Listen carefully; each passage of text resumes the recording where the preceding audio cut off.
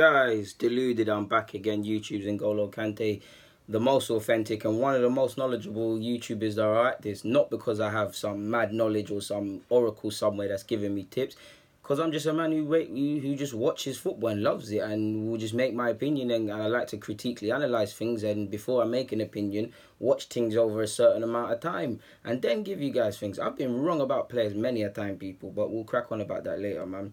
I've actually forgot my notes, what I actually wanted to say in this vid. But yeah, man, in the likes of Gordezi, what have we seen? Gordezi, Yashin Adli hasn't come, sadly. Torreira, the three that have been the most talked about vids, and there's numerous others that you've seen me speak about. You guys are finally giving me some credibility in terms of you. I'm seeing a lot of nice comments. DG, you're a genius. You're this. How did you see him now? How did you know about him? This and that. You got a great eye for talent. This and that. And I do believe it's true. I do believe I have a great eye for talent. I don't think it's as. I must admit, people, that you guys are praising me at a level where I don't think I'm at. I don't like you're praising me a lot. You're putting me at a level I don't think I'm at. Like, don't get me wrong, I love the praise and things like that, and it's nice to know I'm doing a decent job for someone in terms of providing quality and them things. But sometimes you don't expect me to give you 100 wonder kids and 100 things like that. It's not that. Being a scout, or I'm not even a scout because no one's employed me, loving football in the way I do and doing this little thing, it's like being a farmer. You plant seeds and then you wait. Or you have to have patience. Like, you need to have patience. It's like fishing, better yet. It's like farming, but fishing. You got to put your little rod with the bait and you got to chill. You can't force it. If you force it and try and find fishes and start splashing up the water and stuff, you might see the fishes, but they're going to run away. And your feedback isn't going to be as good. Do you get what I'm saying now? Where if you wait, you're patient, the good fish will come to you. The talented bit piece of snapper will come to you, and then it gets seasoned up and it tastes nice to blouse and skirt. But yeah, back onto this, man. Well, I don't think I'm at the level, because at this moment in time, I've told you lot before, 06 World Cup, I was sending off scouting things. Ask anybody that knows me from my school times. I got in trouble for a lot of dumb stuff. I did a lot of dumb stuff. I was known for a lot of stuff.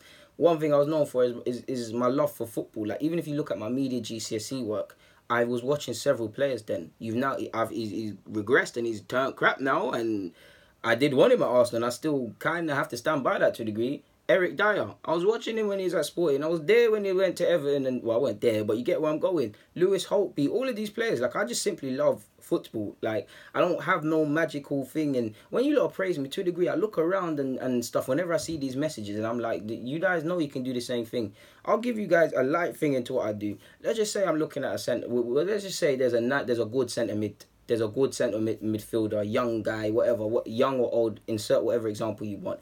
But what do you look for? Before you even look at the player, what do you look for in a centre mid? Does he help his defence? Does he contribute going forward? Has he got... you have to run up and down. Has he got an engine? What's his tactical and positional sort of play? What's his personality like? All of these things are universal regardless of the players. Young, old, you're scouting for Arsenal, you're scouting for Accrington Stanley. Many things stay the same, just the players change. Do you get where I'm going? That sounded good, didn't it? Many things change. So let's just... With what I've said... Let's insert another midfielder. Let's insert a midfielder. Let's just say I've looked at... Okay, what's a random name? Alan Smith. Alan Smith. I've now come to turn up now.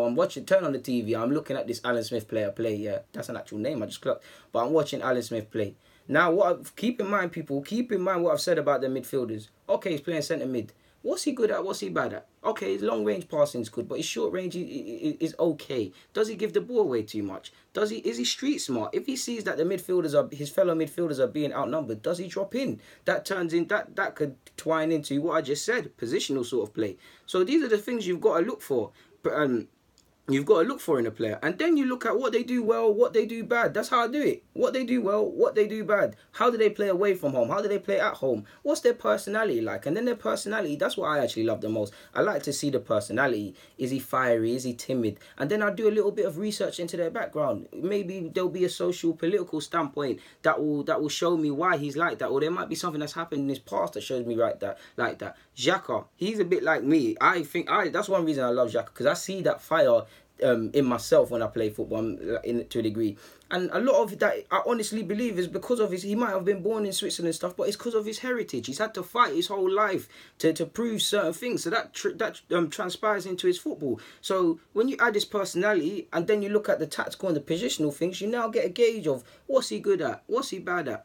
of course, people, according to age, you'll mark accordingly. Like, you're not going to think a 16-year-old is going to be the finished article. You're not going to, you'd expect a 30-year-old to be able to do a lot of the basics. Do you get what I'm saying? But that's the sort of thing I go at. And then most importantly, I don't make snatch comments, you know. The only person off the top of my head that I've seen and has thought, wow, what a player, is Kylian Mbappe and actually Akanji of Switzerland, the centre-half. They're the ones that I thought, wow. More often than not, to a degree, because I liked what I saw, but I weren't a wow thing.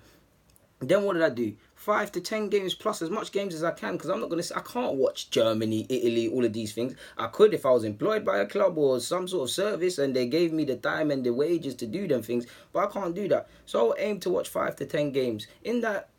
Ideally 10, especially if they're young, you'll see their level, because what do I always say to you lot? They'll have good games, they'll have bad games, they'll have mediocre games, because you're trying to find a level of consistency. And by watching them for around 10 games, that's however many hours, you'll see what they're good at, bad at, scope for improvement. You might even find things you didn't know you knew about them. You see how they played away from home. A lot of scouts, we watch stuff. As a scout or as someone that watches football, you can't always assume your opinion's right. You consistently have to review your own knowledge. There's many a player I've spoken to you guys about, have had my notes, which I really shouldn't throw them away. Watched him. He's now gone and he plays completely different. So these things are ever changing. So you can't expect me to find you guys wonder kid. Not that you do, but like I can't find a million wonder kids every day. So when sometimes I see some messages, it warms my heart because I'm doing something right. But yeah, man, like I can't predict the future. One, that's why I don't think I'm at the level I'm at. The level I'm at, you need to be 17 years of age, because there's scouts that I read about. They're looking at players like, what's the one that looked at Kevin at 17 and said he's a bad boy? I can't currently do that. I can't, not even with Kylian. I can't do that. Like I can say these players have potential to be good players, but and things like that. And I'm pretty accurate at that. But what I mean by I can't say future Ballon d'Or winner, he's gonna be one of the best, and I would love to.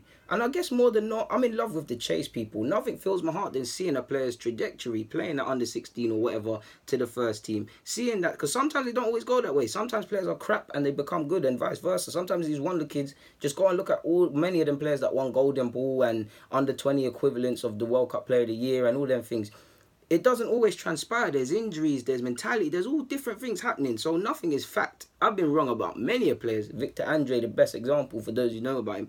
I've been wrong. I'm just a man who loves football and loves to watch it and has got an insane love for it. Like, my big hope is that some scout sees my YouTube stuff and is like, boom, come man, you're on this thing. That was one of the, I really shouldn't tell you like that, but that was one of the reasons for this video, for this channel, on top of the Jack Wilshere stuff, because football is a saturated world. As much as I know football, I know some players or people grew up with some, I don't know Tom, Dick and Harry that's also a scout, a senior scout, club owner, and things like that. Football is a gated community. I'm trying to break in. I'm trying the conventional route, and this YouTube thing is providing an unconventional route. It don't matter until I'm 50 years of age. I want it because it fills me with joy. One thing about life is being able to do what you want. I can't currently do that. I can't currently